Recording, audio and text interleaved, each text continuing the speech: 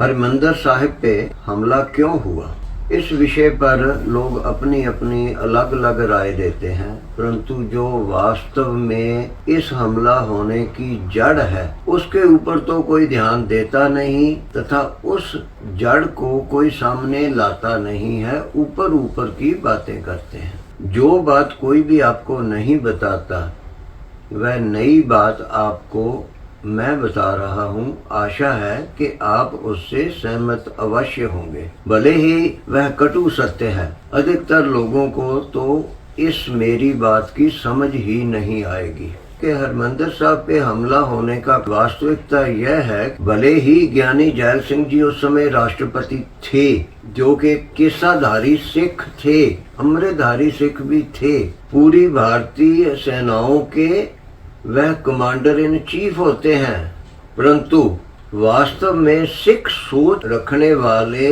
सिख श्रद्धालुओं का दिल्ली पर राज्य नहीं था। हरिमंदिर साहब पे हमला होने का विशेष कारण यह है कि सिख सोच रखने वाले श्रद्धालुओं का दिल्ली पर राज्य नहीं था। यदि वह राज दिल्ली पर सिख श्रद्धालु सोच रखने वालों का होता तो हरिमंदिर साहिब पे यह आक्रमण हो ही नहीं सकता था। सिख स्वरूप में होना तथा श्रद्धा वाली सोच रख के सिख होना, यह दोनों बिल्कुल पृथक पृथक हैं। ऐसे तो कहते हैं कि जनरल RS दयाल और कई बड़े बड़े अधिकारी उस सेना में जिसने हरिमंदिर साहब पे आक्रमण किया था वह सिख थे, फिर भी आक्रमण हुआ, कितने सिखों की जाने गई। क्यों? क्योंकि उनकी श्रद्धा वाली सिख सोच नहीं थी। दूसरा कारण है कि सिख बहुत भावुक होते हैं, इमोशनल होते हैं, इसी कारण वह राजनीति को पहचानते नहीं है। राजनीति को ना पहचानने के कारण राजनीतिक नेताओं ने सिखों को अपनी चाल में फंसा लिया। इसलिए हरिमंदिर साहब पे हमला होने के पीछे यह दो कारण हैं। सिखों को भावुक होने के कारण राजनीति की पकड़ ना कर पानी तथा सिख सोच वाले श्रद्धालुओं का राज ना होना दिल्ली पर। विशेष रूप से यह दो कारण ही इस आक्रमण के पीछे असली जड़ हैं, जो कोई आपके सामने नहीं लाता। इसलिए यदि ऐसे आक्रमणों से भविष्य में सिखों को बचना है तो उनको राजनीति समझने की आवश्यकता है, राजनीति की चालें समझने की आवश्यकता है तथा राजनीति में आकर राज लेने की आवश्यकता है। और राज राजनीति से मिलता है, राज धर्म नीति से ना मिलता है ना चलता है। भले ही धर्म नीति होनी चाहिए, परंतु केवल धर्म नीति से ना राज मिलता है ना चलता है। सिखों को राज भी केवल एक छोटा सा खालिस्तान बनाकर उसका नहीं लेना, सिखों को पूरे भारत का, दिल्ली का राज लेना चाहिए और वह राजनीति में आकर ही मिलेगा।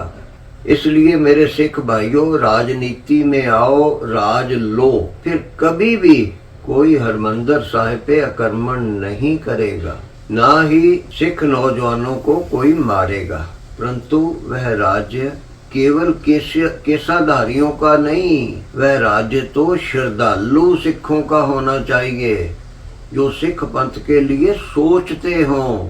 ऐसे तो अभी भी राजनीति में बहुत सारे केसाधारी सिख बैठे हैं, क्योंकि प्रत्येक राजनीतिक पार्टी कुछ न कुछ केसाधारी सिख चेहरे दिखाने के लिए अपनी सरकार में उनको रखती है, यहाँ तक कि उनको कोई मंत्री की पदवियां भी देती हैं। इस कारण श्रद्धालु सिख होने चाहिए, जिनकी सोच सिख पंथ के लिए अधिक हो, पदवी के लिए कम हो। अपनी पदवी से अधिक सिख पंथ के लिए सोचने वाले उन श्रद्धालुओं का राज्य होना चाहिए। भले ही वह केस दाढ़ी ना भी रखें, परंतु श्रद्धालु हों। वह किस राजनीतिक दल का है इससे कोई अंतर नहीं पड़ता। सदगुरु नानक देव जी पे श्रद्धा रखने वाला हर मनुष्य सिख है। वह मोदी जी भी हो सकते हैं, राहुल जी हो सकते हैं, केजरीवाल जी हो सकते हैं, अब्दुल कलाम जी भी हो सकते हैं, परंतु जो भी कोई सदगुरु जी पे श्रद्धा रखने वाला है वह ही सिख है। सिख इसलिए उसका राज सिख राज ही होगा। जो सदगुरु नानक देव जी के श्रद्धालु होंगे उनका राज्य ही सिख राज होगा। वह किसी भी स्वरूप में हो तथा वह सिख भले ही वह मोने हो या केसाधारी हो, वह सिख कभी भी हरमंदिर साहब आदि सिख गुरुद्वारों पे आक्रमण नहीं करेंगे, ना होने देंगे, और वह कभी भी सिखों का नरसंहार नहीं करेंगे। इसलिए यह दो कारणों को कृपया आप भी अवश्य समझिए तथा राजनीति में आइए, राज कीजिए, परंतु श्रद्धालु बनकर राज कीजिए। नमस्कार।